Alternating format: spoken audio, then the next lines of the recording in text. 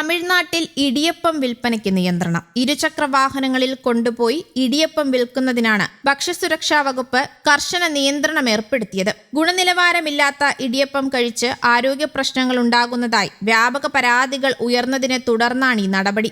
സൈക്കിളുകളിലും ബൈക്കുകളിലും idiyappam വിൽക്കുന്നവർക്ക് food safety licence നിർബന്ധമാക്കി. എല്ലാ വർഷവും ഇത് പുതുക്കുകയും വേണം. തയ്യാറാക്കൽ, ഗതാഗതം, വിൽപ്പന എന്നീ സമയത്ത് ഭക്ഷ്യസുരക്ഷാ പ്രോട്ടോകോളുകൾ കർശനമായി പാലിക്കണമെന്നും ആവശ്യപ്പെട്ടിട്ടുണ്ട്. 2025 ഡിസംബർ 26 മുതൽ നിർദ്ദേശം പ്രാബല്യത്തിൽ വന്നു. ഇടിയപ്പം തയ്യാറാക്കാൻ ഗുണമേന്മയുള്ള അരി ഉപയോഗിക്കണമെന്നും പ്രത്യേകം നിഷ്കർഷിച്ചിട്ടുണ്ട്. ഇടിയപ്പം തയ്യാറാക്കുമ്പോഴും വിൽപ്പന നടത്തുമ്പോഴും കൈകളിലും തലയിലും ഉറകൾ ധരിക്കണം. പനി, അണുബാധ എന്നിവയുള്ളവരും രോഗപ്രതിരോധ ശേഷി കുറഞ്ഞവരും ഇടിയപ്പം വിൽക്കുന്നതും ഭക്ഷ്യസുരക്ഷാ വകുപ്പ് നിരോധിച്ചിട്ടുണ്ട്. നിലവാരം കുറഞ്ഞതും വൃത്തിഹീനവുമായ ഇടിയപ്പം വിൽക്കുന്നതായി പലയിടത്തും പരാതികളുണ്ടായിരുന്നു. ഇത് പരിഹരിക്കാനാണ് നടപടി. ലൈസൻസ് സൗജന്യമായി ഓൺലൈനിൽ നേടാം. എല്ലാ ഇടിയപ്പം വിൽപ്പനക്കാരും പേര് വിവരങ്ങൾ ഔദ്യോഗികമായി രജിസ്റ്റർ ചെയ്യാനും ഭക്ഷ്യസുരക്ഷാ ലൈസൻസ് നേടാനും ഭക്ഷ്യസുരക്ഷാ വകുപ്പ് നിർദ്ദേശിച്ചു. ചെറുകിട കച്ചവടക്കാരെ നിരുത്സാഹപ്പെടുത്തുകയല്ല, മറിച്ച് സുരക്ഷിതവും ശുചിത്വവുമുള്ള ഭക്ഷണം ഉപഭോക്താക്കളിലേക്ക് എത്തുന്നുണ്ടെന്ന് ഉറപ്പാക്കുകയും